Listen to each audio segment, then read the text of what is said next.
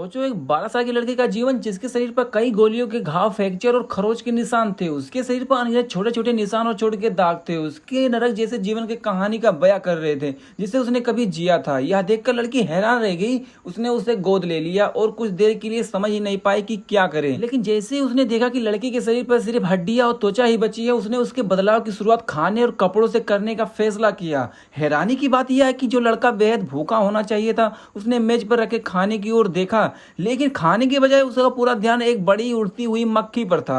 जैसे ही उसने अपना हाथ उठाकर उस मक्खी को पश्चिम दिशा में उड़ा दिया, उसे कुछ अजीब हुआ। जो लड़का भी थोड़ी देर पहले शांत था, वो अचानक बेहद डर गया। क्या हुआ? ऐसा लग रहा था जैसे उसने एक बहुत महत्वपूर्ण बात याद आ गई हो। जो तुम खाना खाते हो उसे अपनी त्वचा से जहर मत बनाओ। हे भगवान, मुझे माफ कर दो, मैंने तुम्हें मार दिया। इस समय दोनों को एहसास हुआ कि मामला उनकी सोच से कई ज्यादा जटिल था। आखिरकार उन्होंने उस दिन कुछ भी नहीं खाया। लड़के का व्यवहार किसी जानवर को मारने के बाद होने वाली अत्यधिक प्रतिक्रिया जैसा था। इतनी कम उम्र में उसके शरीर और दिमाग को बुरी तरह नुकसान पहुंचा चुका था। टाटरा के लिए अब शायद उसे मार देना ही हालात का सबसे अच्छा समाधान था, लेकिन उन्होंने हार मानने से इनकार कर दिया। अगली सुबह उन्होंने देखा कि फिर से वो खाना खिलाने की कोशिश की, लेकिन लड़का अभी भी कुछ खाने को तैयार नहीं। उन्हें लग रहा था कि शायद वह पिछले दिनों की यादों से अभी तक उबर नहीं पाया, लेकिन उन्हें उम्मीद नहीं थी कि आज खाना खाने के लिए इतना डरावना होगा। मिस माजी को खाना बनाना बिल्कुल नहीं आता था, इसलिए उन्होंने पौष्टिक समझकर जितनी भी चीजें थी सबको एक बर्तन में डाल दिया और उसे दलिया जैसा कुछ बना दिया। उसमें सड़क किनारे मिलने वाली कई चीजें भी शामिल थी। पास खड़े सचिव ने यह सब देख लिया। आखिरकार उसके पास एक साधारण कटोरा अंडा चावल बनाने के अलावा कोई विकल्प नहीं था। ऐसा लग रहा था कि लड़का धीरे धीरे अपने आसपास के माहौल को स्वीकार करने लगा है। उसने इस बार खाना बनाने के लिए इनकार कर दिया। अगले दिन दोनों का डर था कि लड़का अकेले रहने से उब न जाए, इसलिए उन्होंने एक छोटा सा पिल्ला भी दे दिया। वो चाहते थे कि दोनों साथ साथ बड़े हों। पिल्लों की संगति में लड़का धीरे धीरे अपना दिल खोलने लगा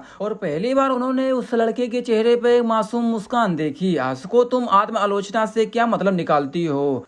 हाँ, मैं थक चुका हूँ। क्या तुम जानती हो इसका मतलब क्या है? तुम एक छात्र के रूप में पार्ट टाइम नौकरी नहीं कर रहे हो। मुझे पता है तुम लंबे समय से SARS की जिम्मेदारी संभालने वाली स्टाफ सदस्य हो। मैं तुम्हें नौकरी छोड़ने नहीं दूंगा। गंभीर होना अच्छी बात है, अगर हालात खराब है तो उसे मारा नहीं जा सकता। मैं दोनों में से कुछ भी नहीं चाहता। कुछ करो जेमी। जैसे जैसे लड़का उसके साथ घुल मिलने लगा, माजी को उसके शरीर की स्थिति का एहसास हुआ। उसकी दागनी आंख की रोशनी साफ तौर पर कमजोर हो चुकी थी। यह स्पष्ट था कि वह लंबी दूर से हत्या करने वाले मिशन पर नहीं जा सकता था, लेकिन एक ऐसा सहायक भी नहीं जो कुछ न कर सके। भविष्य में वह नए लोगों को परीक्षण देने का परीक्षण बनना चाहता था और आस्को उसकी परीक्षण की पहली शिष्या बन गई। कुछ समय बाद मिस माजी ने आधिकारिक रूप से आस्को को अपने काम के बारे में बताया। वह एक विशेष संगठन का हिस्सा थी जो मुख्य रूप से ऊपर से होने वाली हत्या का मिशन स्वीकार करता था, लेकिन अभी छोटी उम्र में ही आस्को को इस काम में कोई खास दिलचस्पी नहीं थी। उसका पूरा ध्यान सिर्फ हथियारों पर था। माजी ने यह बात नोटिस कर ली। अगले दिन वह आस्को को जंगल में स्पाइराइडिंग पैकेट कराने ले गई। शुरुआत बिल्कुल आसान नहीं थी। हालांकि आस्को का पिछला जीवन किसी नरक से कम नहीं था, लेकिन ये पहली बार था जब वह उसने किसी हथियार को अपने हाथ में लिया था। कड़ी मेहनत और लगातार अभ्यास के बाद आखिरकार उसे इनाम के तौर पर रखे बियर के कैन पर निशाना साधकर उसे गिरा ही दिया। एक बिल्कुल नई M24 राइफल और आस्को का निजी हथियार बन चुकी थी। इसके साथ उसकी एक नई यात्रा शुरू हुई। सर्दियों में खाने की कमी से सूझ रही आस्को अकेली ही जंगल के बीच में एक लकड़ी के घर में घुस गई। अभी अभी नींद से जागे लड़के ने सामने का अस्त व्यस्त दृश्य देखा और तुरंत अपने कमरे में हथियार ढूंढने के लिए भागा, लेकिन वह इतना घबराया हुआ था कि हथियार वाला बॉक्स नहीं खोल पा रहा था। इसी बीच लंबे समय से उसके सामने रहने वाला कुत्ता भालू के मुंह का शिकार हो चुका था। काले बंदूक के मुंह के सामने भी आस्को ने अपना परवाह नहीं की। वह उठी और वहां से जाने लगी, लेकिन जो वह लड़का अभी अपने पुराने डर की छाया से बाहर नहीं निकल पाया था, वह आस्को को जाते देखकर पागलों की तरह उसके पीछे भागने लगा और उसे उस कुत्ते की याद आ रही थी जो इतने लंबे समय से उसके साथ था। किसी भी कीमत पर वो अपने दिल के सबसे करीब मौजूद उस साथी को खोना नहीं चाहता था। आस्को ने एक चाकू और अपने शिक्षक द्वारा दिए गए हथियार को उठाया और उसके पीछे दौड़ पड़ी, लेकिन एक हादसा हो गया। वह घबराहट से अपने पैरों के नीचे मौजूद फिसलन बर्फ को नहीं देख पाई। जैसे उसका पैर फिसला हुआ गिर पड़ी और हथियार चला गया। संयोग से जमीन पर मौजूद कीचड़ ने बंदूक को जाम कर दिया। हकीकत बेहद क्रूर थी। हाथ में सिर्फ चाकू लिए एक बच्चा आखिरकार एक विशाल भूरे भालू का कैसे मुकाबला कर सकता था? उस पर डर ने उसके पूरे दिमाग को जकड़ लिया। उसने अपने अतीत में जो कुछ भी झेलता हुआ उसकी आंखों के सामने किसी की फिल्म की तरह घूमने लगा। उसने एक छोटी सी टहनी उठाई और विशाल भालू की आंखों में देखा। फिर वह किसी हिचकिचाहट के अपने पास पड़े हथियार की ओर बढ़ी। तो दोस्तों, आगे क्या होता है क्या नहीं होता है, क्या वह लड़के को बचा पाती है या नहीं बचा पाती है, आपको हम अगले एपिसोड में बताएंगे। तो अगर आप नए हैं चैनल पर तो चैनल को सब्सक्राइब कर लें।